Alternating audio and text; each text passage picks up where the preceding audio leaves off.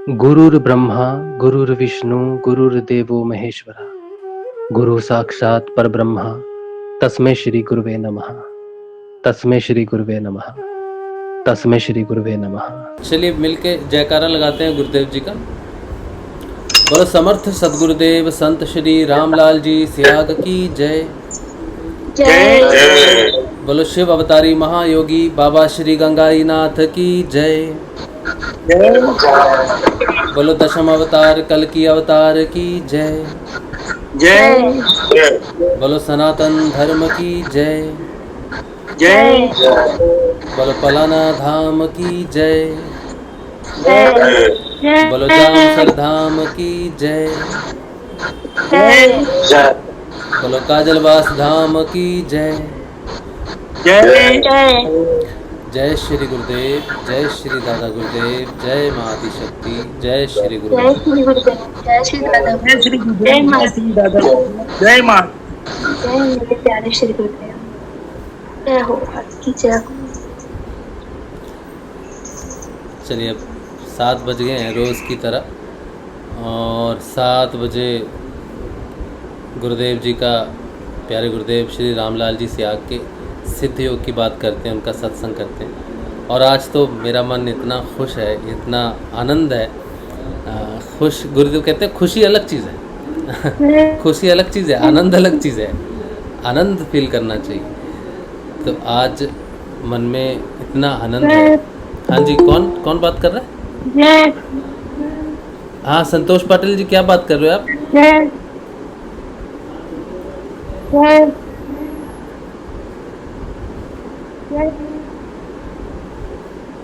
मेरा माइक तो बंद है ना गुरु भाई। आपके माइक से जय की आवाज़ आ रही है, जय जय की आवाज़ आ रही है। खुला था आपका माइक। अच्छा बंद कर लीजिए, कोई बात नहीं। ठीक है, बहुत अच्छा। नाम जाप कीजिए गुरुदेव जी का, बैठे बैठे नाम जाप कीजिए, सुनते समय नाम जाप कीजिए, बहुत अच्छा होगा तब तो मैं कह रहा था कि आज मन बड़ा आनंदित है, और ऐसा आनंद है। गुरुदेव ने कहा था कि खुशी अलग चीज़ होती है, आनंद अलग चीज़ होती है, और ये आनंद हमेशा रहेगा। जब तक जीवन रहेगा ना, ये आनंद इतना ही रहेगा जितना आज है, इस समय है, उतना ही रहेगा। उसका जो कारण है, इस आनंद का जो कारण है वो ये कि ये जो सत्संग है ना, ये एक जीवन, ये जीवन लग रहा है एक, मतलब ये सत्संग ऐसा नहीं लग रहा कि ये हम कुछ करते हैं अलग से। ये ऐसा लग रहा है कि जीवन, सत्संग ही जीवन है, मेन धारा सत्संग ही है जीवन की। ये ऐसी स्ट्रीम है जो मैं देखता हूँ कि ये धारा बहुत हज़ारों वर्षों से बहती आ रही है, लेकिन ये अलग अलग रूपों में बहती है। और ये वो धारा है जो बड़ी महान धारा है। इसके अब मेरे दिमाग में इतना कुछ आ रहा है, मैं कि क्या कुछ कहूँ इसके बारे में। लेकिन मैं पहले इसको, ये हो क्यों रहा है ऐसा, मैं बोल क्यों रहा हूँ, इससे पहले मैं ये बता देता हूँ आपको। तो कल की रात जो है, कल संडे,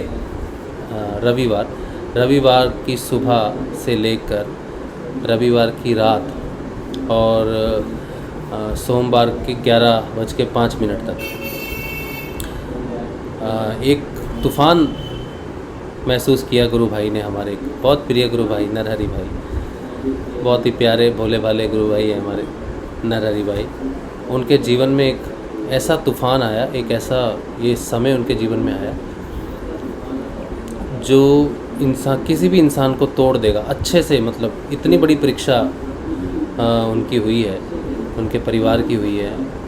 कोई भी साधक में इतनी हिम्मत नहीं होती इतने बड़े तूफ़ान को झेलने की, जितनी बड़ी नरहरि भाई ने झेली है। और मैं जब सोचता हूँ उनके बारे में, सोचता हूँ तो मैं यही सोचता हूँ कि वो खड़े रहे, ऐसी मुसीबत में खड़े रहे, और उन्होंने वो काम किया जो एक पिता कर सकता है, अपने पुत्र के लिए कर सकता है। खड़े रहे, ढूंढते रहे, और माँ घर पे, उनकी पत्नी अपने घर पे गुरुदेव जी को याद करती रही, और नरहरि भाई इधर अपनी खोज में लगे रहे। ये जो समय उन्होंने देखा, मुझे तो, हमें तो बहुत बाद में पता चला। शाम सेशन जब हो गया, सत्संग हमारा हो गया था, उसके बाद हमें पता चला कि नरहरि भाई के बेटे जो हैं वो घर नहीं आए, एग्ज़ाम देने गए थे, तो घर नहीं आए। तो सारे चिंतित थे, सब जगह गुमशुदा की तलाश भी कर दी थी। जोधपुर में नरहरि भाई जोधपुर आए, सारे उनके जो परिवार के सदस्य हैं, नाथूलाल जी, ललित भाई, जोधपुर में हमारे गुरु भाई हैं नरेश चौधरी, वो ढूंढ रहे हैं बच्चे को, कहाँ गया है बच्चा। 18-19 साल का बच्चा। अब हमारे पिता गुरुदेव हैं, तो गुरुदेव के अलावा तो हमारा कोई सानी नहीं, हमारा कोई भी नहीं है। हम तो किसी भगवान के आगे नतमस्तक भी नहीं हो सकते, ना शंकर के आगे, ना कृष्ण के आगे, ना किसी के आगे। हम अगर झुकते हैं तो हम तो अपने गुरुदेव के आगे ही झुकते हैं। और गुरुदेव से बड़ा कोई भी नहीं हमारे लिए कोई विंडो ही नहीं है, हमारे लिए कोई ऑप्शन ही नहीं है। हमारे लिए एकमात्र ऑप्शन है गुरुदेव, और कुछ भी नहीं है। तो गुरुदेव से प्रार्थना प्रयास चलता रहा, रात भर चलता रहा।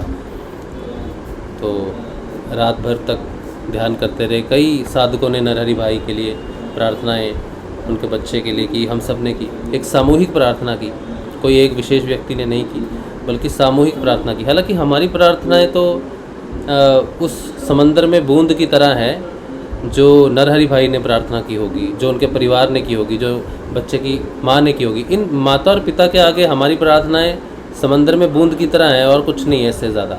लेकिन ये बूंद जो थी, ये बूंद जो थी ना, ये संदेश था कि तुम बूंद बूंद मिल जाओगे ना, तो दुनिया की कोई भी आपत्ति तुम पर नहीं आ सकती अगर तुम एक साथ मिलके खड़े हो जाओ। तुम्हारी ताकत एक साथ होने में है। तो 11 बजे सुबह को हमने सामूहिक प्रार्थना की, ध्यान नहीं किया।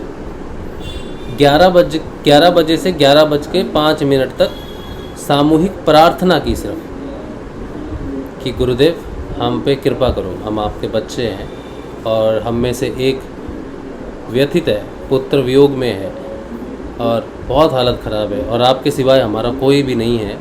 तो सामूहिक प्रार्थना की। ये इन्फॉर्मेशन हमने सत्संग ग्रुप में दी, बाकी भी ग्रुप्स में गई होगी काफ़ी, तो वहाँ पर गई। तो 11 बजे से लेकर, कब कईयों ने तो लंबा ध्यान भी किया, ऐसा नहीं है सिर्फ 5 मिनट तक की प्रार्थना की, कई तो लगे ही हुए थे।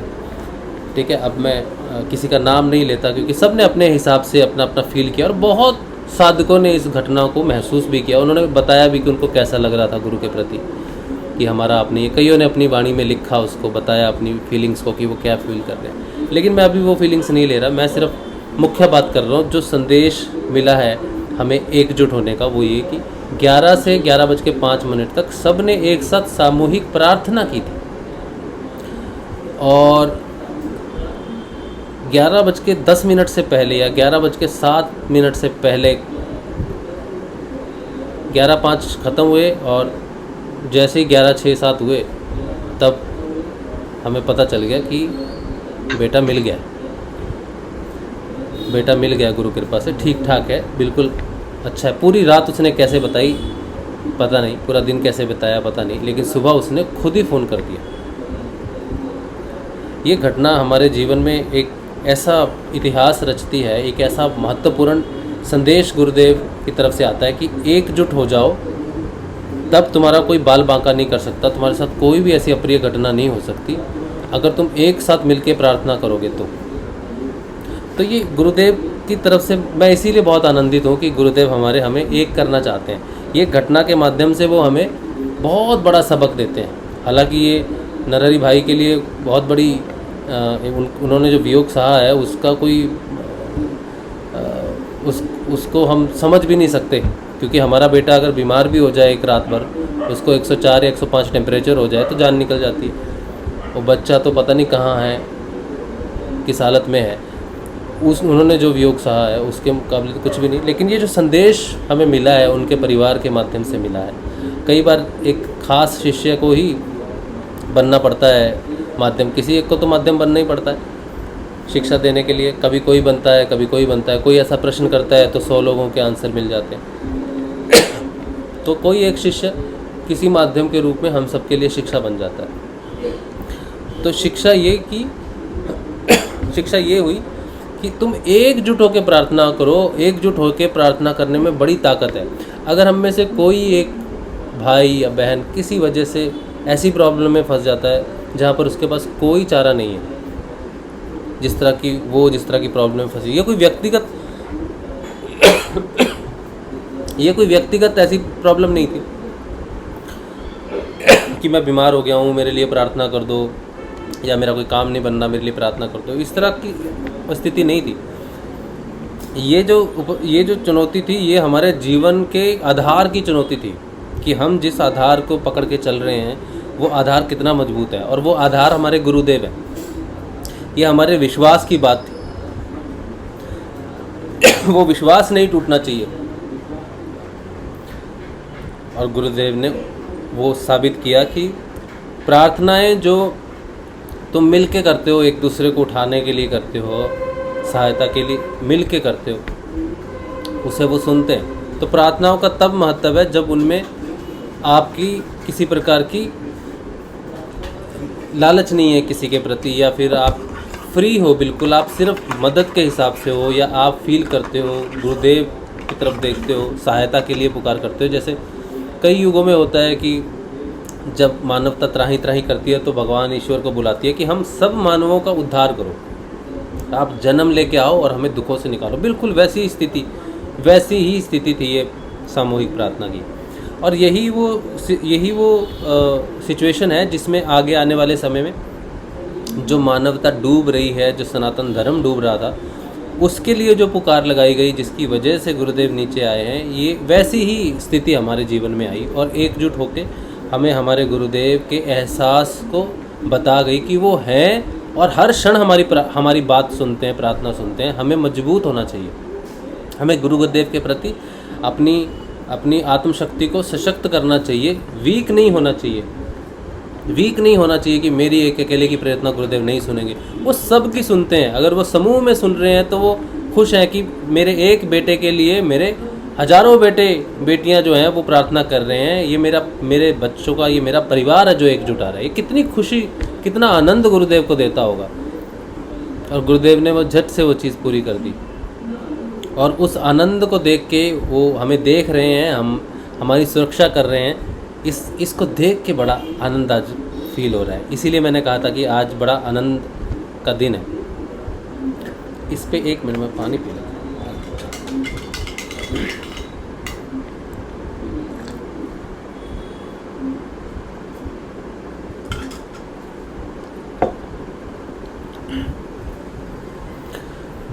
एक बार क्या हुआ कि एक प्रश्न है कि संजीवनी मंत्र से भी बड़ा कोई मंत्र है क्या? संजीवनी मंत्र से भी बड़ा कोई मंत्र है? तो बड़ा सोचने के बाद, बड़ा समझने के बाद पता चला कि संजीवनी मंत्र से बड़ा कोई भी मंत्र नहीं है। एक मंत्र ऐसा था जो बाकी बहुत स्ट्रॉन्ग मंत्र था। एक मंत्र ऐसा जो वाकई में बहुत स्ट्रॉन्ग था और संजीवनी मंत्र को टक्कर दे सके ऐसी सामर्थ्य रखता था। लेकिन जब उसको देखा गया, गौर से देखा गया, तो उस मंत्र में ताकत तो बहुत है, लेकिन उसका प्रयोजन अलग है। सिर्फ उसका प्रयोजन अलग है, इसीलिए वो मंत्र संजीवनी मंत्र की टक्कर में कहीं भी नहीं रुकता। हालांकि सब मंत्रों में एक विशालता है, एक अपना ताकत है, एक शक्ति है। बिना शक्ति के तो कोई भी मंत्र काम नहीं करता। तो शक्ति तो सब जगह ही होता है, लेकिन हर मंत्र का प्रयोजन होता है।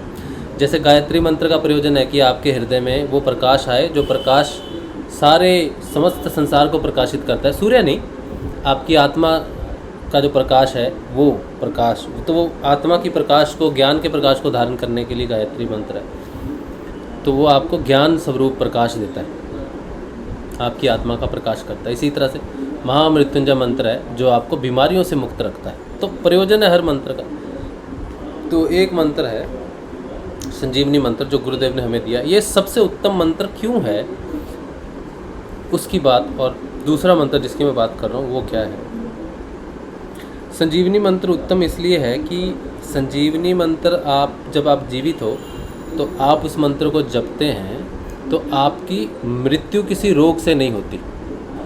तो जब किसी रोग से आपकी मृत्यु नहीं होती तो महामृत्युंजय से ऑटोमेटिकली थोड़ा सा आगे निकल जाता है मंत्र, तो रोगों से मृत्यु नहीं होती। इसी तरह त्रिविध ताप हैं, उन सब तापों की शांति कर देता है। तो जितने भी भौतिक रूप में जो मंत्र हैं, जो भौतिक सुख सुविधा देते हैं, शांति देते हैं, ग्रह शांति देते हैं, उन सारे मंत्रों से जब तक मनुष्य जीवित है, अलग अलग मंत्रों को जपता है, अलग अलग सुख शांति के लिए, ये नौकरी के लिए है, ये परिवार के लिए है, ये हमारा ख़ानदान आगे बढ़ेगा, इससे हमारा स्वास्थ्य अच्छा रहेगा, इससे हमारे पितृ खुश रहेंगे, इससे देवता खुश रहेंगे, इससे ये खुश रहेगा, वो खुश रहेगा।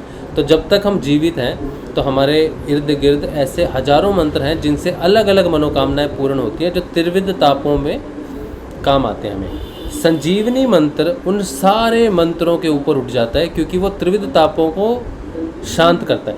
पूनम उधर से आवाज़ ज़रा टीवी की कम कर देना, मुझे बार बार मेरी आवाज़ सुनाई दे रही है।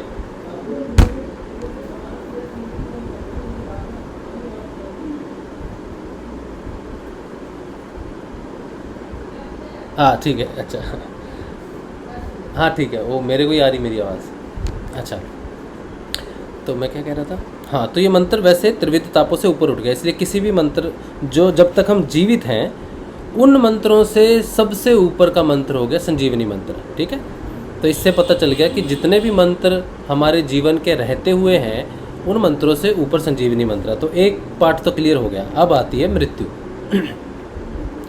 मृत्यु के बाद भी मंत्र होते हैं। आदमी जब मर जाता है तब भी मंत्र होते हैं। जब उसकी मृत्यु हो जाती है व्यक्ति की, किसी की, तो बहुत सारे मंत्र पढ़ते हैं कि इसको मोक्ष मिले। गरुड़ पुराण का पाठ होता है ताकि जो आए हैं उनको पता चले कि मृत्यु क्या है और क्या हो रहा है उसके साथ, ताकि वो जाग जाएं। और जब पंडित क्रियाक्रम करते हैं तो बहुत सारे मंत्र पढ़ते हैं। और मुझे पहले पता नहीं था कि क्रियाक्रम जब करते हैं तो वो किस हिसाब से करते हैं। क्रियाक्रम जब किसी का करते हैं तो जो उसकी यात्रा होती है, एक जीवन शरीर को छोड़ने के बाद, भवसागर को पार करने के बाद यमराज तक जो वो जाता है, ये जो रास्ता उसको तय करना होता है, इसके बीच में भी उसकी यात्रा है। मृत्यु से पहले जीवन, और जीवन चला गया तो मृत्यु से पहले अगले जीवन तक की जो बीच की यात्रा है, इसमें भी कई चीज़ें होती है, मंत्र होते हैं जो जीवित व्यक्ति पढ़ता है उस व्यक्ति के लिए, जो जीवित व्यक्ति करता है मरे हुए व्यक्ति के लिए, कि ताकि वो एटलीस्ट अपने दूसरे जन्म में प्रवेश कर जाए। ठीक है, अब इसके बीच में बहुत सारा कुछ है, जैसे वो पितरों का श्राद्ध मनाते हैं, या फिर कोई भी जब वो जा रहा है तो उसके मुंह में तुलसी रख देते हैं, या फिर सोना होता है ना, गोल्ड रख देते हैं, आँखों पे रख देते हैं, 2 आँखों पे रख देते हैं, या फिर जीभ पे गोल्ड रख देते हैं। इस तरह से कुछ धन, ये संसारिक धन देते हैं, धन नहीं सोना देते हैं एक्चुअली। सोना प्योर होता है। अंग्रेज़ी में तो कहावत है कि कॉइन्स फॉर द बोटमैन।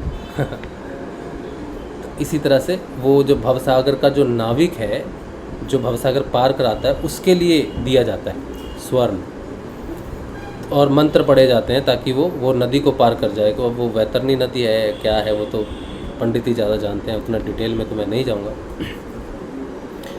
तो अब ये बात है कि अगर उसको उस जर्नी से, उस अगले जन्म से पहले वापस खींचना हो, तो मृत्यु होने के बाद, इससे पहले कि वो अगला जन्म दे और सब कुछ भूल जाए, उसको वापस खींचना है। वहाँ पर एक मंत्र है वापस खींचने का, उसे बोलते हैं मृत संजीवनी। तो प्रश्न ये उठता है कि अगर कोई व्यक्ति मर गया, उसको फिर से जिंदा कर दिया उस मृत संजीवनी से, तो फिर वो तो बड़ा मंत्र हो गया, क्योंकि मृत्यु होने के बाद भी वो जीवित हो गया। तो संजीवनी मंत्र से तो बड़ा हो गया, क्योंकि अब मृत संजीवनी है तो मर के भी जिंदा हो जा रहा है, इसलिए मृत संजीवनी ज़्यादा बड़ा मंत्र है। लेकिन ऐसा नहीं है, संजीवनी मंत्र से बड़ा मृत संजीवनी मंत्र नहीं है, क्योंकि संजीवनी मंत्र क्या कार्य करता है वो डिटेल में, उसकी डिटेल क्या है वो अलग है थोड़ी सी। संजीवनी मंत्र जब कोई जीवित व्यक्ति जप रहा है तो उसकी जो फिज़िकल मृत्यु है, जो शरीर की मृत्यु है, उस मृत्यु से पहले उसकी एक मृत्यु होती है जो शरीर से पहले होती है, जिसे कहते हैं चित्त की मृत्यु, जिसे कहते हैं मांस का भक्षण। गोरखनाथ जी से उसे कहा है मांस भक्षण, तो चित्त को उन्होंने मांस कहा है। क्यों कहा है चित्त को मांस? क्योंकि चित्त की वजह से ही आदमी बार बार शरीर धारण करता है। अगर चित्त नहीं तो शारीरिक जन्म नहीं। शरीर मतलब मांस, तो मांस में मांस वाला शरीर आएगा नहीं। तो अगर किसी ने चित्त का भक्षण कर दिया, चित्त को ही खा लिया, तो उसने आने वाले जीवन में जितने भी शरीर धरने थे, जितने भी मांस रूपी शरीर धरने थे, चाहे वो बिल्ली का है, कौवे का है, किसी का भी है, मुर्गी का है, बकरे का है, हम उसको भी बोलते हैं मांस, तो ये भी तो मांस है। ये शरीर में जो चढ़ा है ये भी मांस है। तो हर शरीर में मांस है। तो मांस भक्षण का दिया है उसको गुप्त भाषा में, म बोला है उसको। तो उन्होंने 5 म का भक्षण बोला था, ठीक है। तो उसमें से एक म है मांस भक्षण, यानी कि चित्त को भक्षण हो जाना। तो संजीवनी मंत्र चित्त को खा जाता है, जिसकी वजह से अगला जन्म नहीं होता। तो मृत्यु शरीर की होने से पहले चित्त की मृत्यु हो जाने के कारण वो व्यक्ति सदैव के लिए दूसरी मृत्यु से मुक्त हो जाता है। ये बाइबल में भी लिखा है, और आपके गुरुदेव श्री रामलाल जी सियाग ने अपनी पुस्तक पवित्र धार्मिक ग्रंथ बाइबल की भविष्यवाणियों में एक जगह पे लिखा है, जीसस कहते हैं कि जो मेरी तरफ आएगा मैं उसे गुप्त मन्ना से दूंगा और उसको दूसरी मृत्यु का भय नहीं होगा। ऐसा लिखा है बाइबल की भविष्यवाणियों में, गुरुदेव जी ने मेंशन की है ये बात कि उसको दूसरी मृत्यु का भय नहीं होगा। यानी कि पहली एक मृत्यु है जिसमें उसको गुजरना पड़ता है, वो है चित्त की मृत्यु। और इस संजीवनी मंत्र को जपते जपते जपते जपते आप अपने सारे कर्म बंधन जहाँ पर जमा है, जो वॉलेट है जिसमें घड़े में जमा है सब कुछ, घड़े को बोल दो चित्त, उसमें जो जमा है उस घड़े को तोड़ देते हैं, तो सारे कर्म खत्म हो जाते हैं, क्लेशों का बंधन टूट जाता है। तो वो मृत्यु हो गई चित्त की। इसके बाद कोई जन्म नहीं होगा, क्योंकि चित्त नहीं है तो मृत्यु भी नहीं होगी। तो जन्म और मृत्यु का बंधन कट जाता है। इसलिए दूसरी मृत्यु यानी कि शरीर की मृत्यु से कोई इफेक्ट नहीं पड़ता, क्योंकि उसको जागृति आ जाती है कि अगर चित्त के मरने के बाद भी, चित्त का भक्षण करने के बाद भी मैं जीवित हूँ इस शरीर के अंदर, तो मैं चित्त नहीं हूँ, मैं परमात्मा का वो अंश हूँ जिसे परमात्मा ही कहते हैं। मेरी मृत्यु नहीं हो सकती, क्योंकि चित्त से पहले ही लोग मर जाते हैं। यहाँ तो चित्त मर गया जिसकी वजह से जन्म होता था, और मैं फिर भी जिंदा हूँ, इस शरीर में हूँ। तो उसे इस जागृति का पता चल जाता है कि मैं शरीर नहीं हूँ, मैं आत्मा हूँ। इसी बात को गुरुदेव कहते हैं कि तुम शरीर नहीं हो, तुम आत्मा हो। तो वो कहते हैं कि तुम जो समझे बैठे हो चित्त की वजह से, वो तुम नहीं हो। तो संजीवनी मंत्र से चित्त का भक्षण होने की वजह से मृत्यु होती नहीं, शरीर की होती है, लेकिन फिर आपकी मृत्यु नहीं होती है, आप आत्मा हो। तो संजीवनी मंत्र क्या करता है, वो मृत्यु से ही मुक्त कर देता है, जीवन और मृत्यु से ही मुक्त कर देता है। लेकिन मृत संजीवनी बार बार मरने के बाद जिंदा करता है। इसी तरह से भगवान का भी कानून है कि आप किसी ने मृत्यु हो गई, किसी की मृत्यु हो गई, उसने यात्रा तय की, फिर से जीवन तक फिर आ गया, फिर वो जो वापस उसने जीवन लिया तो फिर से वो जीवित ही हो गया एक तरह से। तो अगर किसी व्यक्ति के पास मृत संजीवनी नहीं भी है तब भी तो उसको दूसरा जीवन मिल जाएगा। हाँ, शरीर अलग हो जाएगा, लेकिन दूसरा जीवन तो उसको मिल गया। तो एक तरह से ये मृत संजीवनी एक्चुअल में राक्षसों के पास, वो जो दैत्य गुरु हैं शुक्राचार्य, उनके पास है। क्योंकि ये बार बार जन्म लेना और क्लेशों में फंसना और अज्ञानता में फंसना, ये मृत संजीवनी बिल्कुल वैसा ही करता है। राक्षस हमेशा अज्ञान में ही वापस जीवित होना चाहते हैं, वापस अपना जीवन धारण करना चाहते हैं। वो मृत नहीं होना चाहते, वो जीवन बार बार लेना चाहते हैं। तो जो व्यक्ति इस तरह से फंसा हुआ है अपनी वृत्तियों के चक्कर में, वो बार बार जन्म लेना चाहता है, वो बहुत देर तक जीवित रहना चाहता है कि मैं जीवित रहूं, मैं 100 साल जीऊँ, मैं 150 साल जीऊँ, मैं 200 साल जीऊँ। इस तरह से उसके जीने की कामना रहती है। तो ये जो जीने की कामना है, ये एक्चुअली ये एक राक्षस वृत्ति है, एक तामसिक वृत्ति है। ये जन्म कहाँ से लेती है, इसका मूल रूट कहाँ है, अहंकार। अहंकार, अविद्या। अविद्या का अर्थ है कि यही मेरा जीवन है, इसे ही मैं लंबा करूँगा, ठीक है, इसके बाद क्या है, कहाँ है मेरा फैमिली, कहाँ है। तो वो अज्ञानता से, अहंकार से जीने की, लंबी जीने की जो इच्छा प्रकट होती है, वो तामसिक वृत्ति होती है, जो शुक्राचार्य ने देखी राक्षसों के बीच में जीने की इच्छा। बार बार उनको, वो मर जाते थे युद्ध में, उनको जीवित करते थे मृत संजीवनी से। यही वृत्ति हम सब में आती है। जब तक मृत्यु का भय रहता है तब तक अहंकार की जड़ रहती है, और उसमें अविद्या भी रहती है। लेकिन संजीवनी मंत्र क्या करता है, उस अहंकार और अविद्या की जड़ को हमेशा के लिए भस्म कर देता है। ज्ञान हो जाता है कि ये लंबा जीना किस लिए। अगर आपको रियलाइज़ हो गया कि आप कौन हो, आपके जीवन का सबसे प्राइम लक्ष्य लंबा जीना नहीं है, या रोग मुक्त जीवन जीना आपका लक्ष्य नहीं हो सकता। अगर आप संजीवनी मंत्र जप रहे हो, इसलिए जप रहे हो कि मैं लंबा जीऊँ, 90, 95, 100 ईयर्स मेरी लाइफ हो जाए, हाँ, और बड़े आनंद में आप आ जाओ कि मैं तो भैया 100 साल जीऊँगा, 90 साल जीऊँगा, आप कोई टेंशन नहीं है, आराम से नाम जप के चलेंगे। अगर ऐसी महत्वाकांक्षा है तो संजीवनी मंत्र का आपने कुछ भी नहीं अभी पाया, मतलब आपने वो चीज़ ही नहीं आपने फील की। फिर 95 में आपको कुछ मिलेगा नहीं, 100 ईयर्स में आपको कुछ मिलेगा नहीं, 200 साल में आपको कुछ मिलेगा नहीं। जो व्यक्ति संजीवनी मंत्र को ये जानेगा कि संजीवनी मंत्र लंबे जीने के लिए नहीं है, उसके लिए मृत संजीवनी है। लंबे तो आप बहुत हो गए हो, हजारों साल से जी रहे हो, बस शरीर ही बदल रहे हो और कुछ नहीं है। भोग आप कर ही रहे हो, ठीक है। आपको किस चीज़ का भोग करना है? खाने का। वो जब आपने जन्म लिए हैं, आप अलग अलग जीवन में जाते हो और खाते हो। मछली बनते हो तो मछली का भोग करते हो, शेर बनते हो तो हिरण का भोग करते हो, हिरण बनते हो तो घास का भोग करते हो, गाय बनते हो तो इसका करते हो, इसका करते हो। तो आप भोग तो कर ही रहे हो। भोग से जो प्राणी जिस शरीर में होता है उस हिसाब से भोग करता है, उस जीव से उसका काम होता है, करो तो उसी चीज़ से सारी चीज़ें उसकी होती है। तो भोग तो चल ही रहा है, उसके लिए आपको इस जीवन में 100 साल जीने की ज़रूरत नहीं है। अगर भोग ही करना है, लंबा ही जीना, सिर्फ भोग के लिए इस दुनिया में रहना है कि मेरा फैमिली के लिए रहना है, तो कबूतर की भी फैमिली है, कौवे की भी फैमिली है, बिल्ली की भी है, और वो अपने बच्चों से प्यार करती है। मुर्गी के जब बच्चे होते हैं उनको गर्म करके चूजे निकलते हैं, प्यार करती है वो उनसे। मुर्गी अपने चूज़ों से प्यार करती है, बच्चों से प्रेम करती है, तो उसकी भी फैमिली है। शेर की फैमिली है, हिरण की फैमिली है, सबकी फैमिली है। सबको, अगर आपको लगता है कि आपको फैमिली के लिए रहना है तो उसकी टेंशन नहीं है, फैमिली आपको अगले जन्म में भी मिल जाएगी, उनके साथ बहुत प्रेम कर सकते हो आप। तो फैमिली भी आपके लॉन्ग टर्म जीने का संजीवनी मंत्र को उस तरह से प्रयोग करने का कोई मतलब नहीं है।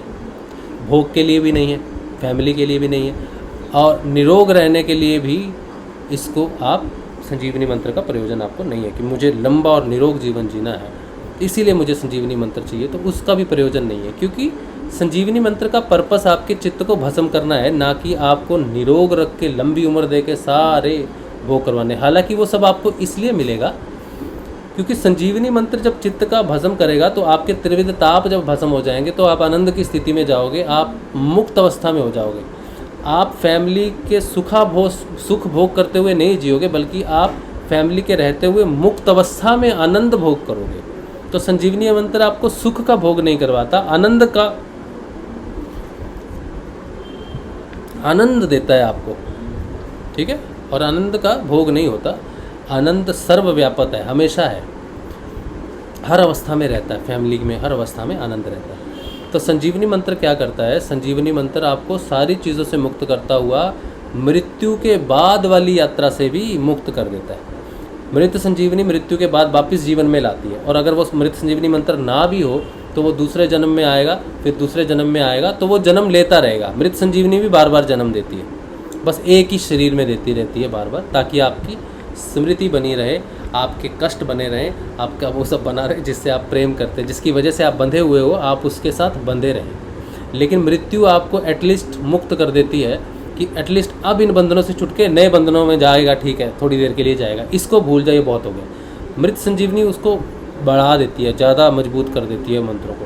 तो मृत संजीवनी मंत्र जो है वो, अगर कहीं कोई मृत होकर जीवित हो गया इसलिए ज़्यादा है, तो एक्चुअली वो ज़्यादा नहीं है, वो और भी ज़्यादा कठिन है, आत्मा के लिए और भी ज़्यादा कठिन कार्य कर देती है। लेकिन संजीवनी मंत्र मृत्यु के बाद की यात्रा को भी ख़त्म कर देता है,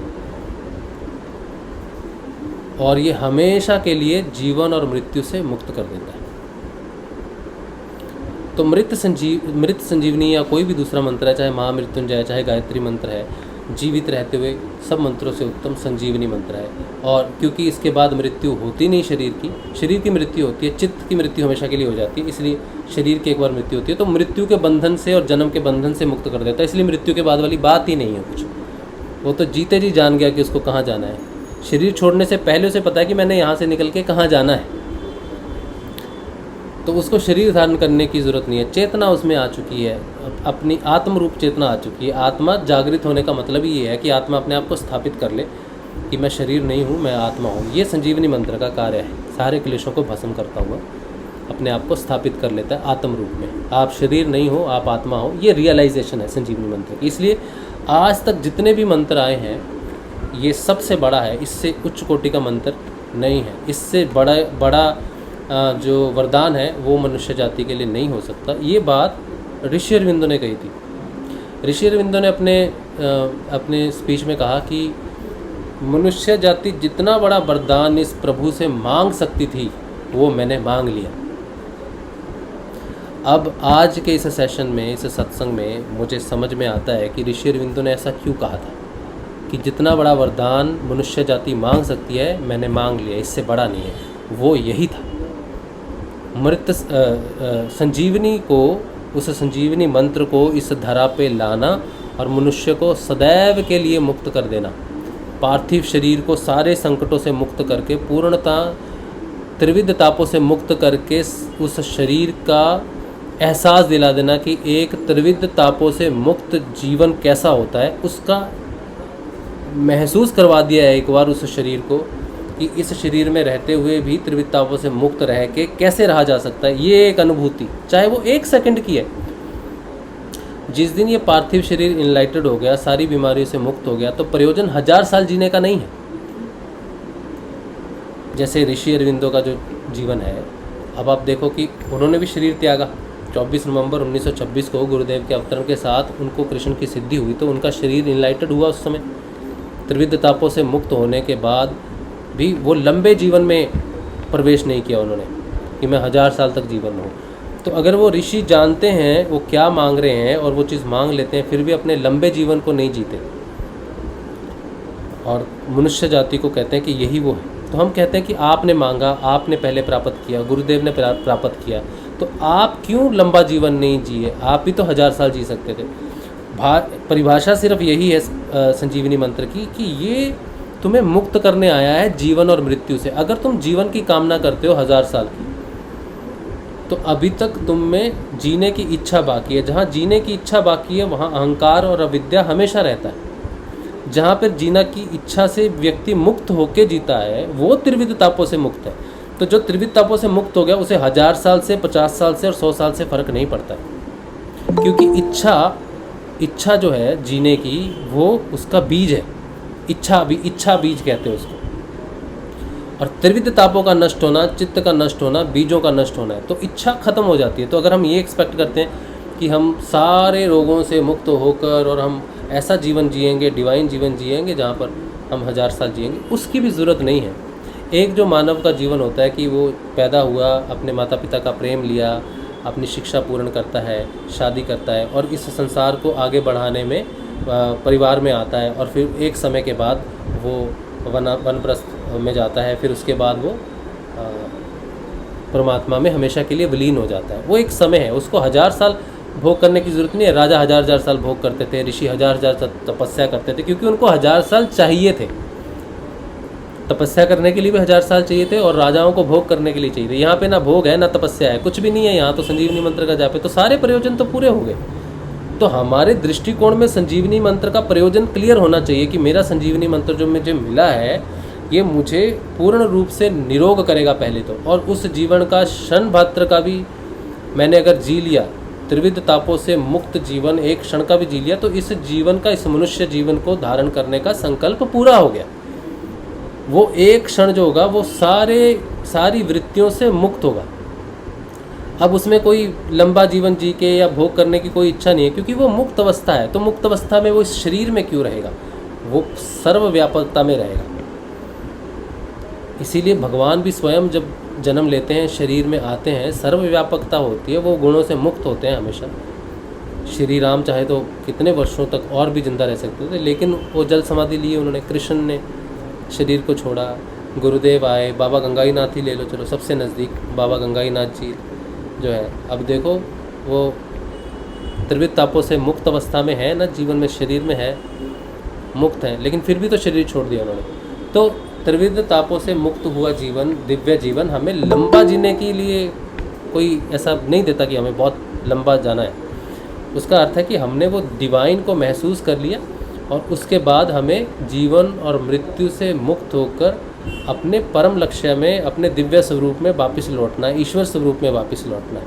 तो इस संजीवनी मंत्र की जो परिभाषा है, इस संजीवनी मंत्र का जो कार्य है, वो पहले आपके दिमाग में क्लियर होना चाहिए। अगर आप उस अवस्था से देखते हो, उस डिवाइन रूपांतरण की तरफ या अपने परम लक्ष्य की तरफ देखते हो और गुरुदेव की इस बात को सोच के चलते हो कि मैं आपको रोग मुक्त नहीं, जीवन मुक्त करने आया हूँ, जीवन मुक्त करने आया हूँ, ठीक है। तो इसका अर्थ है, इसका लक्ष्य लंबा जीवन नहीं है बल्कि जीवन की मुक्ति है।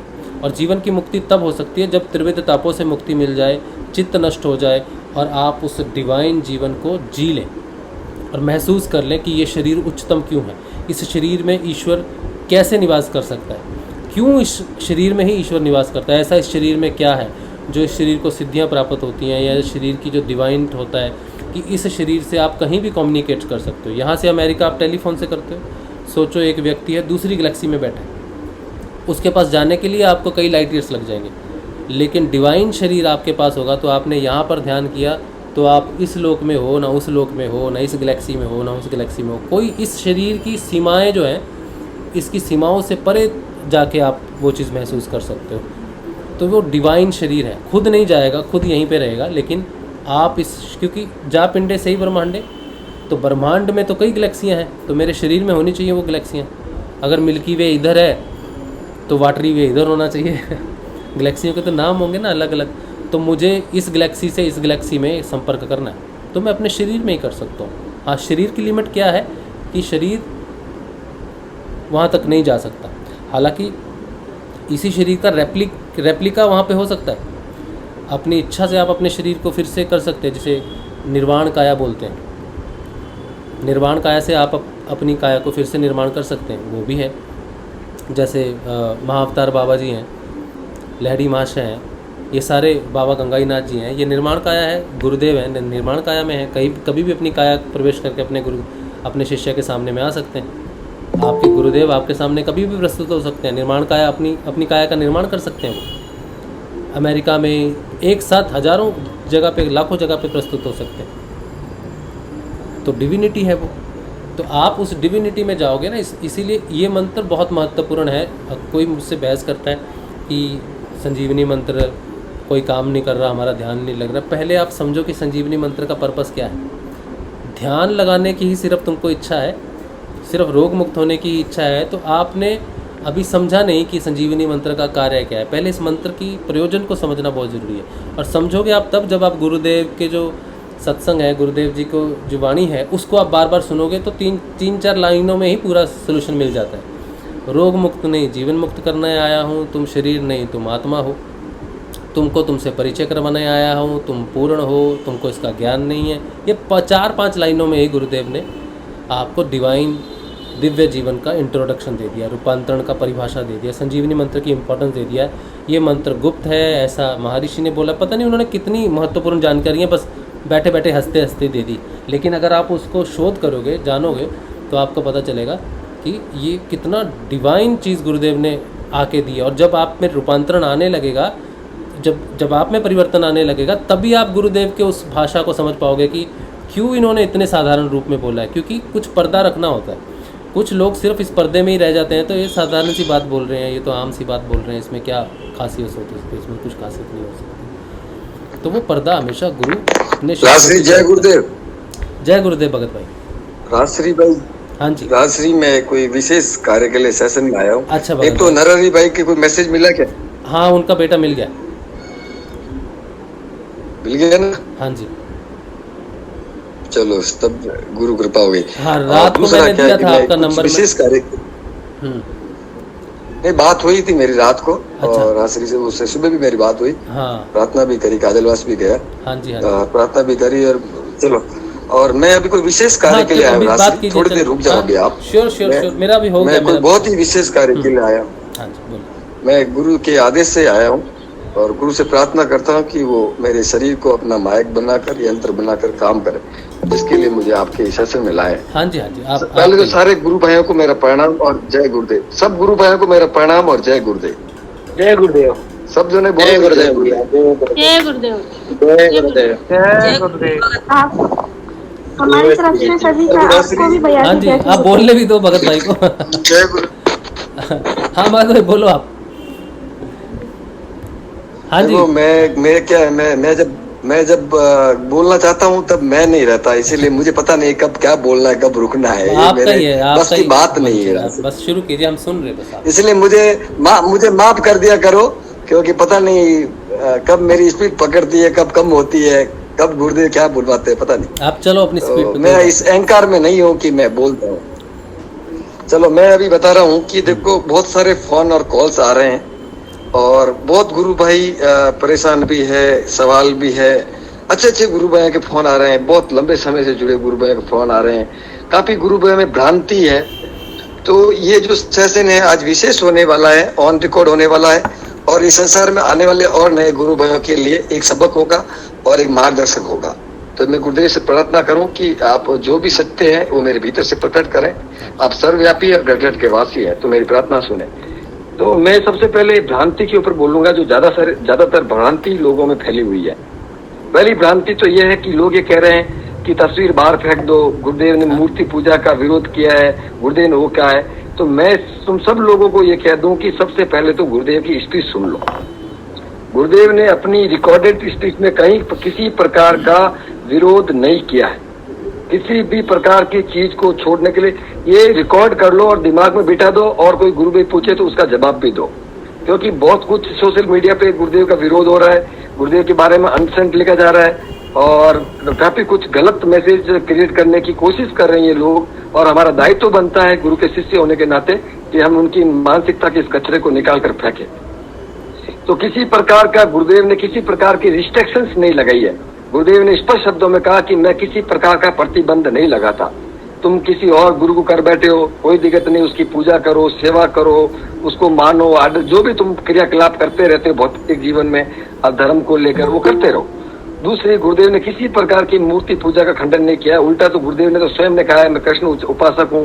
गुरुदेव ने यहाँ तक कहा कि जो लोग मंत्र जब ध्यान नहीं कर सकते वो मेरी तस्वीर को, दादा गुरुदेव की तस्वीर को अपने मंदिर में बिठा कर पूजा कर लो, प्रार्थना कर लो, जो तुमने सीखा है भगवान के लिए वैसा कर लो, तो भी मैं प्रार्थना सुन लूंगा। तो सारे गुरु भाइयों को ये कहता हूँ कि अगर आप हनुमान जी को प्यार करते हो, कृष्ण भगवान को प्यार करते हो, तो मैं तुम्हें कहता हूँ कि आप कृष्ण को प्यार कर रहे थे इसीलिए गुरुदेव मिले हैं, हनुमान को भक्ति कर रहे थे इसीलिए गुरुदेव मिले हैं, आप किसी न किसी रूप में भगवान को पूज रहे थे इसीलिए गुरु मिला है आपको। वो परमात्मा, वो गुरु तक मिलने का मार्ग वो हनुमान ने ही तुम्हें बताया है और वो कृष्ण ने ही बताया है कि गुरु रामलाल जी सिया के कल के अवतार में अगर तड़प है तो गुरु कर ले और गुरु के शब्दों का, गुरु के आदेश का पालन कर। मैं तुम जिसको भज रहे हो, जिस रूप में भज रहे हो, मैं उस रूप में मिल जाऊंगा। तो गुरुदेव ने किसी भी चीज का ना गुरुदेव ने यहाँ तक धर्म परिवर्तन की बात नहीं करी है। गुरुदेव ने यहाँ तक साफ कहा है कि तुम जिस धर्म में बैठे हो, जिस धर्म के अनुयायी हो, तुम उसी में बैठे रहो।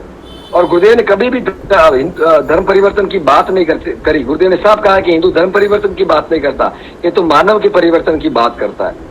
और गुरुदेव ने कभी भी किसी भी आपके घर में देवी देवताओं की तस्वीर है, फोटो है, उसकी पूजा करने के लिए कभी भी विरोध नहीं किया। कभी गुरुदेव ने केवल एकमात्र तंत्र मंत्र और टोटके, नकारात्मक शक्ति जो ब्लैक मैजिक है, गुरुदेव ने उससे दूर रहने का कहा है कि आप किस प्रकार के किसी देवी देवता जो झाड़ू झपटा तंत्र टोटका करते हैं, केवल उसी का विरोध किया है। और वो तो खुद कृष्ण के उपासक है, वो तो राधा और कृष्ण का मंत्र देते हैं।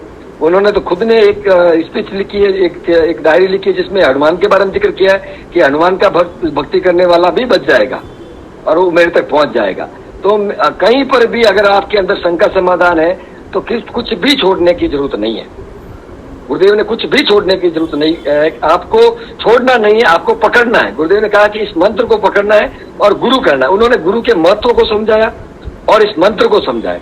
तो पूरी मानवता को ये स्पष्ट कर दो, आने वाले लोगों के लिए भी स्पष्ट कर दो, ये सेशन एक जरिया बन जाए संदेश का कि गुरुदेव ने न शराब, न मांस, न नशे, न कोई मंदिर दाना, न ही कोई कर्मकांड, आपके किसी भी कर्मकांड पर गुरुदेव ने कभी आघात नहीं किया है और न ही उससे दूर रहने का है। गुरुदेव ने केवल मात्र कहा है कि इस ज्ञान को प्राप्त करने के लिए मुझे गुरु करना पड़ेगा और मेरे मंत्र का जप करना पड़ेगा, बस। बाकी तुम कुछ भी करो, बाकी तुम्हारा जो तुम्हें अच्छा लगे, जो तुम्हारा मन करे, जिसमें तुम्हारी श्रद्धा हो, चाहे तुम माता पिता को भगवान मानो, चाहे तुम कृष्ण को भगवान मानो, राम को भगवान मानो, गीता को सब कुछ मानो, तुम जो कुछ वो गीता में लिखा है वही प्रैक्टिकल गुरु करके बताएगा। गुरु ने कहा उसी को तुम्हारे भीतर से, और गुरुदेव ने बाहर से कुछ भी देने के लिए नहीं कहा। गुरुदेव ने कहा है कि जो कुछ मिलेगा वो तुम्हारे भीतर से मिलेगा, मैं तुम्हें ही सामर्थ्य प्रदान करूंगा, मैं तुम्हें ही उस झंझटों से लड़कर बाहर निकलने की ताकत प्रदान करूंगा, आसपास में ऐसा माहौल क्रिएट कर दूंगा कि नकारात्मकता से हटकर तुम सकारात्मकता की जाओगे, परेशानियों से हटकर तुम खुशी की तरफ जाओगे, गंदे लोग तुम्हारे से दूर हो जाएंगे, नशे करने वाले लोग तुम्हारे से दूर हो जाएंगे, नशा कराने वाले लोग तुम्हें दूर हो जाएंगे, तुम्हारे साथ गलत करने वाले लोग तुमसे दूर हो जाएंगे, क्योंकि तुम्हारे अंदर एक दानव मर जाएगा और देवता चेतन होएगा, और देवता तुम्हें आपको सही राह पर लेके जाएगा, सही मार्गदर्शन करेगा, तुम्हारे भीतर से ही वो ईश्वर प्रकट होने लग जाएगा। तो मेरे भाइयों, ये भ्रांति जो फैला रहे हैं लोग, वो स्पष्ट तरीके से कह दूं कि गुरुदेव ने किसी प्रकार का रिस्ट्रिक्शन यानी किसी प्रकार की कंडीशन नहीं लगाई है। तो आप जो भी जिसकी भी पूजा आज गुरुदेव से पहले कर रहे थे उसको छोड़ने की आवश्यकता नहीं। चाहे आप लॉर्ड जीसस को पूज रहे हो, चाहे मोहम्मद को पूज रहे हो, चाहे अल्लाह को पूज रहे हो, चाहे राम और कृष्ण को पूज रहे हो, चाहे हनुमान को पूज रहे हो। हाँ, उन्होंने यह जरूर कहा है कि ये छोटे मोटे भोपे टोपे और ये जो छोटे मोटे तंत्र टोटका करने वाले लोग जो भगवान बन बैठे हैं, ऐसे मूर्खों से जो तुम्हें भटका रहे हैं, जो धर्म के नाम से जो प्रवचन दे रहे हैं, लूट रहे हैं, ऐसे जो लोग आपको भ्रमित कर रहे हैं, इन लोगों से आपको दूर रहने के लिए गुरुदेव ने रिस्ट्रिक्शन दिया है कि इसे न तो वो भगवान को मिले हैं, न उनका कोई गुरु है, न वो तुम्हें न वो खुद भगवान से मिले, न उनका कोई गुरु है, खुद गुरु बन बैठे हैं। ऐसे लोगों से, ऐसे पाखंडियों से आप दूर रहें और आप मंत्र जप करें। आपके भीतर ही बैठा है ईश्वर। और गुरुदेव ने कहा कि मेरा शरीर, उन्होंने अपने शरीर के बारे में भी नहीं कहा कि मैं कोई शरीर नहीं हूँ, मैं तो चेतना हूँ, मेरे अंदर गंगाईनाथ जी की कृपा है, और मैं नहीं बोल रहा हूँ, गंगाईनाथ जी बोल रहे हैं। तो उन्होंने तो अपने शरीर के लिए भी नहीं कहा गुरु कोई शरीर नहीं है। उन्होंने कहा कि मैं भी अगर हूँ तो मैं अगर गुरु हूँ और मेरे पे गुरु तत्व है तो मैं भी तुम्हारे भीतर ही बैठा हूँ। तो मेरे भाइयों, जब सब कुछ उन्होंने क्लियर किया, उन्होंने कोई स्पीच में किसी प्रकार की ऐसी कोई कंडीशन नहीं डाली है, तो कम से कम जो लोग भ्रमित कर रहे हैं, जो लोग गलत कर रहे हैं और जो लोग नए लोग हैं जिनको भरमा रहे हैं, उन लोगों को जब भी आपके संपर्क में आए तो उन्हें सीधा संदेश दो कि आप हनुमान जी की छोटी मूर्ति हो तो बड़ी मूर्ति ला के रखो अपने मंदिर में, साथ में गुरुदेव की भी रखो, कोई दिक्कत नहीं है। अगरबत्ती गुरुदेव कर रहे हो तो हनुमान जी को भी करो, कृष्ण को भी करो, कोई दिक्कत नहीं है, क्योंकि आप ओवरऑल ईश्वर को पूज रहे हो। गुरुदेव ने तो यहाँ तक कहा है कि जो ईश्वर और भगवान में भेद समझता है, गुरु में और भगवान में भेद समझता है, वो फैल है मेरे भैया। भगवान और गुरु एक ही है, वो पास, ठीक है ना। और बाकी सब तुम्हारी मानसिकता है।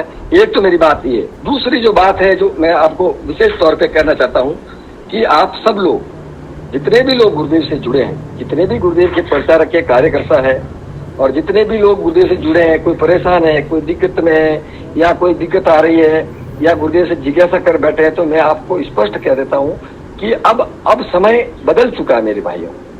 ये कलयुग है और आप स्वर्ण युग में प्रवेश करने जा रहे हैं। आपने एक समर्थ गुरु किया है, आपका गुरु समर्थ है, आपका गुरु पूर्ण हो चुका है, जिसके गुरु भी समर्थ है, और आपका गुरु स्वयं भी समर्थ है, और उनके गुरु दादा गुरुदेव भी समर्थ है, और ऐसे गुरु के आप शिष्य हैं। तो मैं बताता हूँ कि कई जगहों पर ये चीजें खड़ी हो जाती है आके, उसके बाद भी हमारे कई किंतु परंतु जब हमारे अंदर से निकलते हैं तो वो बहुत बड़ी समस्याएं खड़ी हो जाती है। तो सबसे पहले आप सब लोग अपने गुरु से अपने दिल में जो आए वैसी मांग करो। अब मैं आपको कह रहा हूं कि आप खुल जाओ। देखो, वो घटघट का वासी, आप भले ही मत बोलो, उसको सब पता है कि आप क्या दबा रहे हो और आप क्या छुपा रहे हो, आप क्यों डर रहे हो। कई लोग ऐसे हैं, ऐसे साधक हैं कि अगर मैं गुरुदेव से ये कह दूंगा तो शायद कहीं नाराज हो जाएंगे, ऑलरेडी मैं परेशान हूं और कहीं परेशानी में नहीं पड़ जाऊंगा। आप इस प्रकार के ई पट और किंतु और परंतु सब छोड़ दो। आपके भीतर में जो सवाल ईश्वर को लेकर होता है वो ईश्वर के सामने रखो। इस समय अगर इस मानवता का उत्थान करना है, इस प्रकृति का उत्थान करना है, धर्म का उत्थान करना है, तो इस समय सबसे ज्यादा आवश्यकता ईश्वर की है, क्योंकि मानव तो एक चक्रव्यूह में फंस चुका है, एक दलदल में धंस चुका है। अब तो केवल ईश्वर ही एक ऐसा सहारा है जो निकाल सकता है, क्योंकि इस समय संसार में तुम्हारे गुरु के अलावा दूसरा कोई व्यक्ति तुम्हारी मददगार नहीं करेगा। तुम्हारे पास धन होगा, मान सम्मान होगा, हजारों लोग तुम्हारे इर्द गिर्द होंगे।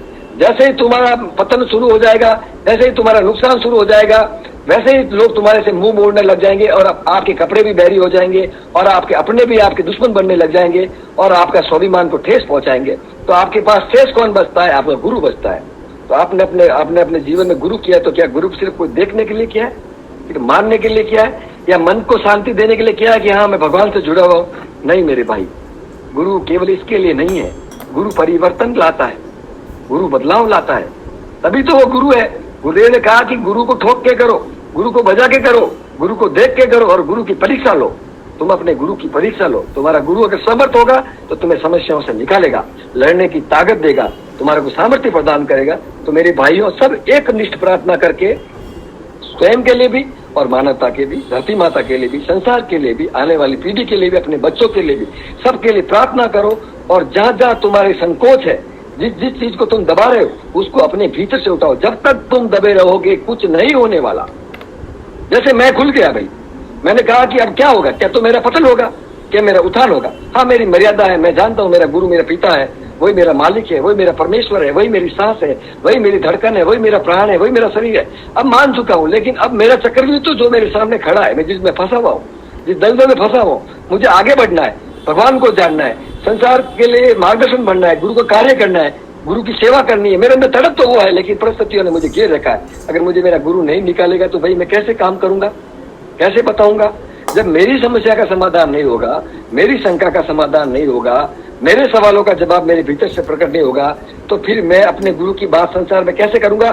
चलो कर भी लूंगा, कितने देर तक करूंगा? आत्मबल से कर लूंगा, विश्वास से कर लूंगा, कितने देर तक करूंगा? एक सीमा होगी, धैर्य की भी एक सीमा होगी। मेरे भाइयों, मैं तुम्हें सबको कहता हूं कि एक कदम आगे बढ़ो। एक कदम विवेकानंद आगे बढ़े थे, एक कदम अरविंद आगे बढ़ा था, अब एक कदम उससे आपको आगे बढ़ना पड़ेगा। और आपके सारे दिल की बात तस्वीर के सामने मंत्र जप करते हुए संपूर्ण गुरुमय होकर अपने आप को गुरु के अधीन करके, अब पहले तो सरेंडर होना पड़ेगा। देखो पहली शर्त यह है, गुरु आपकी तभी सुनेगा जब आप सरेंडर करोगे। क्योंकि आप जो कुछ हो आप अपने साथ उसके सामने प्रकट करो कि गुरुदेव मैंने ये गलती करी, ये गलती करी, मैं शर्मिंदा हूँ, ये अधर्म है, ये धर्म है, मैं आ गया हूँ, अब मुझे बदलाव चाहिए और मुझे वापस पहले जैसा नहीं बनना है। मुझे बस अब आपके मार्ग पे चलना है। घर में शांति चाहिए, आर्थिक स्थिति से मुक्ति चाहिए, शारीरिक रोगों से मुक्ति चाहिए, सांसारिक समस्याओं से मुक्ति चाहिए।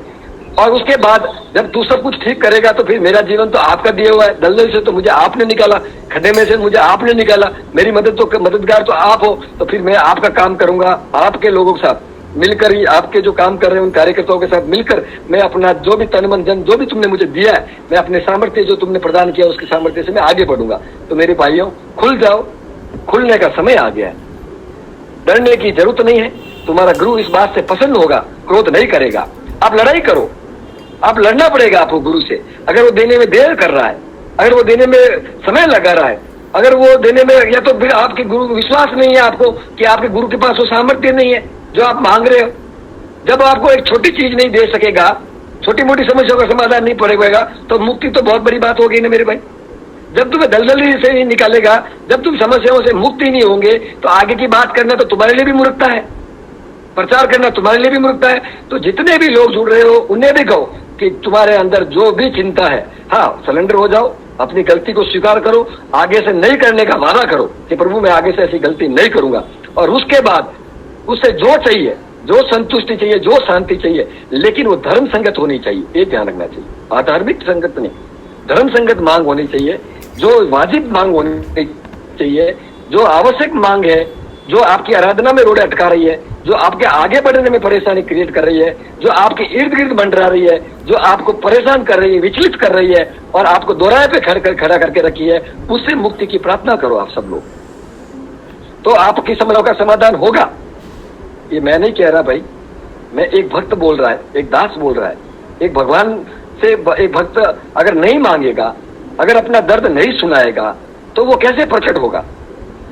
वो कैसे प्रकट होगा? वो कैसे आपको अपना दर्द उनके सामने रखना पड़ेगा। तो मैं आप सब लोग, और जो भी आपके साथ बदलाव आ रहा है, परिवर्तन आ रहा है, वो संसार को बताओ, छुपाने की आवश्यकता नहीं है। मैं बताता हूँ कि जैसे मैंने लोगों को कहा कि देखो भाई मेरी कुंडली जागृत हो गई, तो लोगों ने कई लोगों की जड़ें हिल गई, कई पुराने गुरु भाई है उनकी जड़ें हिल गई। अरे यार पागलों, क्या तुम्हारे गुरु के पास ये सामर्थ्य नहीं है कि कुंडली जागृत नहीं कर सकता? तो फिर क्यों गुरु कर बैठे हो? अगर मेरी जागृत नहीं कर सकता तो तुम्हारी भी कभी नहीं होगी। अगर मेरे इतने पागलपन के बाद मेरे इतने प्रेम के बाद, मेरे इतने समर्पण के बाद, मेरी सारी गलतियों को स्वीकार करने के बाद, गुरु के चरणों में झुक जाने के बाद, अपने आप को उसके अधीन करने के बाद, अपने अस्तित्व को भूल जाने को, उसके पीछे पागल होने के बाद भी अगर वो मेरी कुंडली जागृत नहीं कर सकता, तो फिर तुम लोग क्यों अपना गुरु कर बैठे हो भाई? मतलब अपने गुरु भाइयों में भी शंका समाधान है, संकोच है। अरे कैसे नहीं हो सकता? जब वो मेरी कर सकता है तो तुम्हारी भी कर सकता है, और जब वो कर सकता है तो मैं कह रहा हूं, और अगर वो नहीं कर सकता है, अगर तुम्हारे अंदर ये लग रहा है कि भगत सिंह झूठ बोल रहा है या कोई और फलाना गुरु भाई कहता है कि मुझे ये अनुभूति हुई, दूसरा गुरु भाई उसकी मजाक बनाता है, दूसरा गुरु भाई उसकी हंसी बनाता है, इसका मतलब उन सब लोगों के अंदर अभी अपने गुरु के प्रति भरोसा ही नहीं है, या तो जो तुम्हारे जो गुरु ने कहा है वो करने का सामर्थ्य नहीं रखते हैं, और फिर भी तुम भी गुरु कर बैठे हो, तुम खुद अंधकार में जियो और बाकी दूसरे नए लोगों को अंधकार में डाल दो। तो मेरे भाइयों, जो कुछ हो रहा है, जो कुछ हो रहा है, पूरे संसार को चैलेंज के साथ बताओ ये तुम्हारे गुरु का आदेश है। इसके लिए कौन क्या सोचता है, कौन क्या कहता है, कौन क्या करेगा, उसे तुम उसकी चिंता मत करो। जब तुम्हारे गुरु की कृपा तुम्हारे ऊपर होगी, शुरू हो गई है ना, तो फिर तुम्हारा गुरु अपने आप संभाल लेगा। तो पूरी चैलेंज के साथ दुनिया को कहो कि मेरे गुरु के चरणों में जाने के बाद मेरे जीवन में ये परिवर्तन आया, ताकि लोगों को मोटिवेशन मिलेगा, ताकि लोगों को आत्मबल मिलेगा, लोगों की जो तड़प, जो देखो ईश्वर के प्रति जब तक हम उनको जागरूक नहीं करेंगे, उनके हमारा काम क्या है? हमारा काम कोई गुरु का काम हमारा काम थोड़ी है क्या? परिवर्तन लाना, दुख मिटना, हो तो गुरु का। हमारा काम मोटिवेशन है।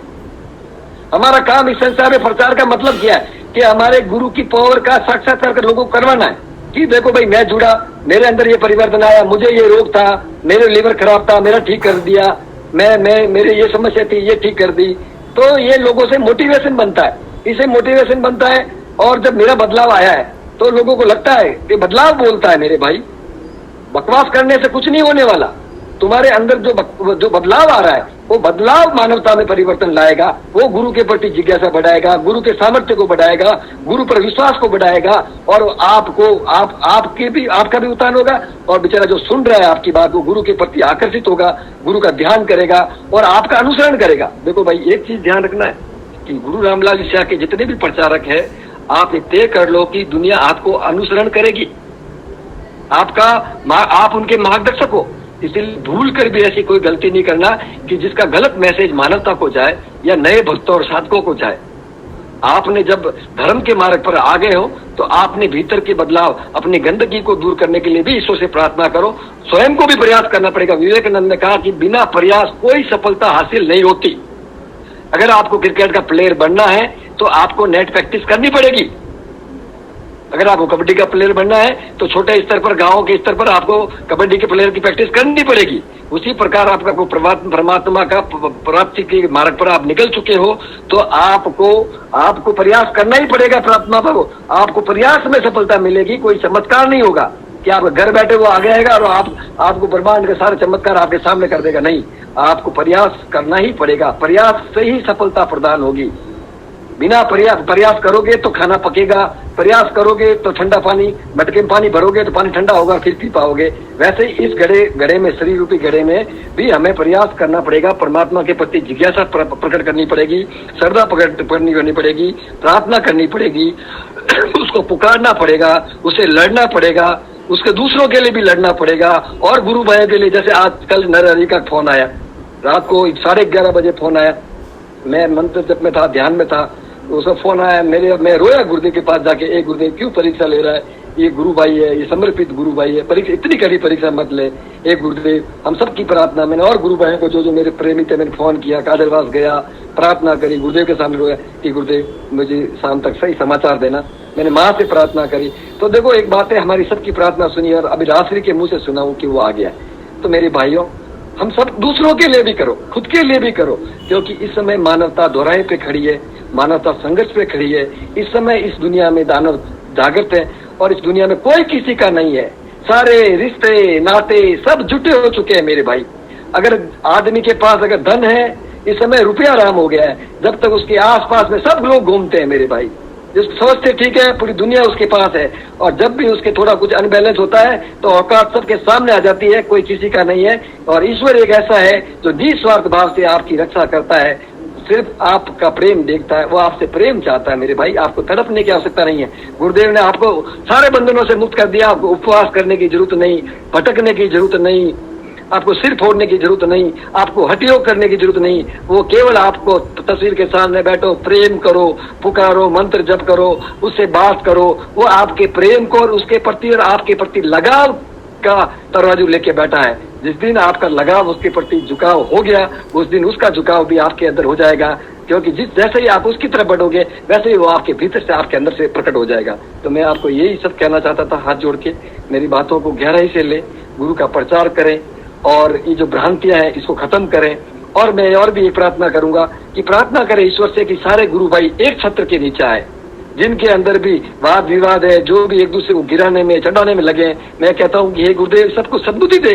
वो सब तेरे शिष्य है, वो तेरे नाम का प्रचार कर रहे हैं, चाहे वो कुछ भी कहीं भी कर रहे हैं प्रभु, उनको सद्बुद्धि दे। उनकी बुद्धि भ्रष्ट हो गई है, उनकी बुद्धि को सद्बुद्धि दे गुरुदेव। मैं हाथ जोड़ता हूँ, प्रार्थना करता हूँ, मेरी भक्ति में से, मेरी प्रार्थना में से और गुरु भाई की भक्ति में से, प्रार्थना से मैं और को कहूंगा कि सब एक छत्र के नीचे आए, सब मिलकर ये झंडा आगे लहराए। क्योंकि देखो गुरुदेव, अगर आपने अगर ऐसी कृपा नहीं करी तो जो लोग नए लोग जुड़ रहे हैं, अगर वो हमारा वाद विवाद सुनेंगे, अगर हमारे अंदर ही परिवर्तन नहीं आएगा, अगर हमारा विश्वास ही वो मजबूत नहीं देखेंगे, तो हम उन्हें क्या संदेश देंगे? हम कैसे आपका प्रचार करेंगे? हम प्रचार नहीं दुष्प्रचार कर रहे हैं आपका, जो गुरु के नाम से विरोध कर रहे हैं, जो एक दूसरे को काटने में लगे हैं, एक दूसरे को गिराने में लगे हैं, एक दूसरे में कन्या अपनी मानसिकता थोप रहे हैं, एक दूसरे में कन्या निकाल रहे हैं। तो मेरे भाइयों, ये आपका अज्ञानता है, ये आपकी मूर्खता है जो आप प्रकट इस संसार के सामने कर रहे हो। इससे बचो। और ये सोशल मीडिया में जो आप मैसेज फैला रहे हो, ये एक दूसरों का, कहीं जोधपुर का विरोध कर रहे हो, चाहे जोधपुर वाले आपका विरोध कर रहे हैं, चाहे कोई और किसी शासन का विरोध कर रहा है, कोई राजश्री का विरोध कर रहा है,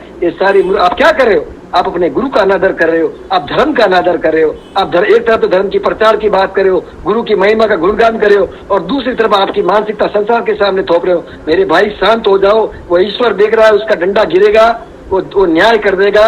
आप अपने अंदर पहले बदलाव लाओ, आप अंदर बदलाव की प्रार्थना करो, ईश्वर से सद्बुद्धि मांगो और ईश्वर आपको सद्बुद्धि देगा।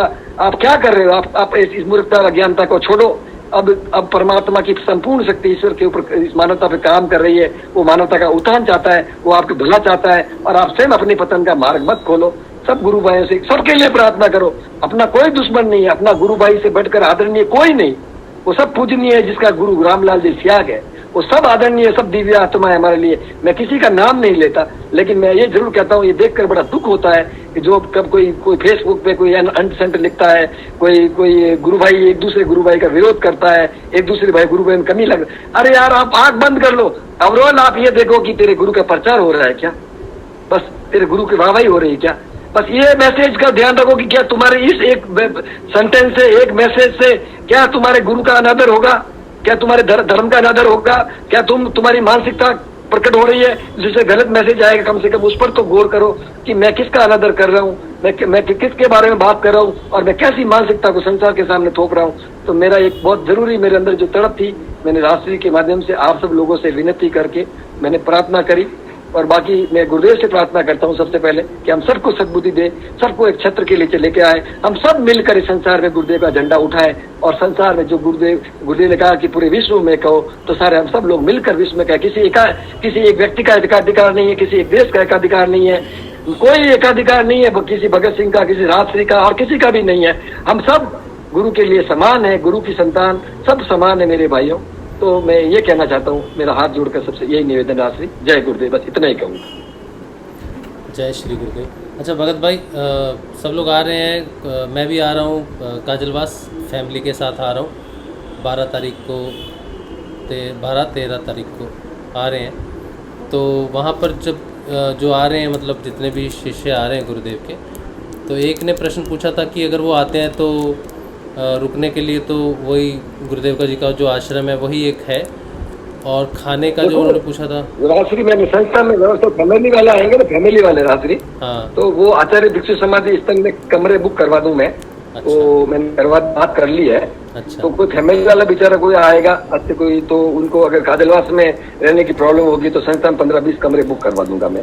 अच्छा। और बाकी कोई गुरु भाई कार्यकर्ता के हिसाब से आएगा, हाँ। तो आश्रम काजलवास में बहुत सारी व्यवस्था है, बिस्तर हाँ। होंगे, टेंट होंगे, जनरेटर होगा, लाइट होगी, बाथरूम होंगे। और अभी वो भी बाथरूम मंगा रहा हूँ, जो ये आता है ना, ई बाथरूम आता है ना, 20 बाथरूम वो ट्रॉली के पीछे, तो उसमें काफी समस्या मुझे जो क्रिएट, वो समस्याओं का मैं सॉल्व करने की कोशिश कर रहा हूँ। और आप सब लोगों का आशीर्वाद से और गुरुदेव का आशीर्वाद से सफलता प्राप्त करूंगा।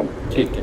और कुछ और जो मतलब समझो कोई 11 तारीख रात को आ जाए या फिर 12 तारीख को आ जाए, तो खाना 2-3 दिन उनको कहीं बाहर जाने की ज़रूरत नहीं है, वहीं काजलवास में ही हमारी जो रसोई है वहीं पर हो जाएगा ना? 5 तारीख के बाद गुरु भाई आना शुरू कर देंगे, क्योंकि अच्छा। प्रचार भी करेंगे हम आसपास के क्षेत्र में। अच्छा। अब की बार हमने प्रचार का भी रखा है कि अच्छा। जो वंचित रह गए मेरे आसपास के क्षेत्र में मंत्र को लेके, तो हम लोग प्रचार भी करेंगे, गुरु पूर्णिमा का भी प्रचार करेंगे। अच्छा। तो 5 तारीख से लोग गुरु भाई आना शुरू कर देंगे। तो सारी व्यवस्थाएं, खाना वगैरह, नाश्ता वगैरह हमने आदमी रख लिया पर्टिकुलर, ताकि बेचारे गुरु भाई को परेशानी नहीं उठानी पड़े। उसमें टाइम पे नाश्ता बना देगा, दोपहर खाना बनाएगा, शाम को खाना बन जाएगा।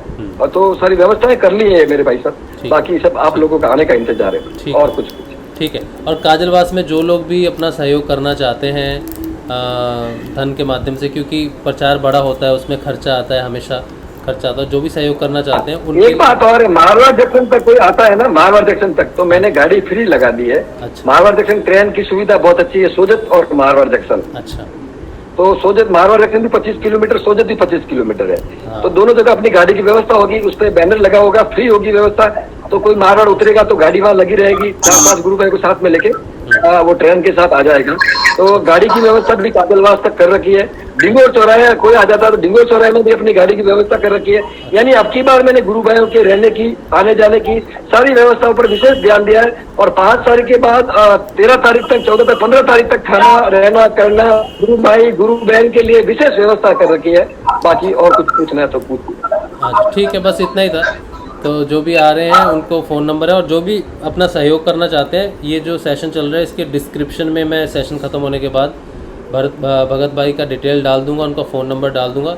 जो भी सहयोग करना चाहते हैं भगत भाई से कांटेक्ट कर सकते हैं, और गुरु पूर्णिमा के इस महोत्सव को आप सफल बनाओ। आप सबके सहयोग से ही ये सफल बनाएगा। आप तन मन धन से जैसे भी आना चाहते हो इस शुभ अवसर पे आओ और सहायता करो। ये गुरु पूर्णिमा मेरे अकेले की नहीं है। हाँ जी। सुन लो, हाँ जी। ये गुरु पूर्णिमा तुम सब भक्तों की है। ये आप सबको करनी है, आप सबको पार्टिसिपेंट करना है। और ये शिष्य का धर्म है कि गुरु की सेवा। ये गुरु पूर्णिमा अपने गुरु की पूजा, ये शिष्य का दिन है गुरु के पूजा के प्रति। और गुरु देता है उसी दिन आशीर्वाद, और शिष्य अपनी भक्ति में होकर अपने गुरु को दिन अर्पित करता है। ये गुरु और शिष्य का दिन है मेरे भाइयों। तो ये आप सबके सहयोग से, सबके आशीर्वाद से और सबके पार्टिसिपेट करने से गुरु पूर्णिमा पूरी होगी।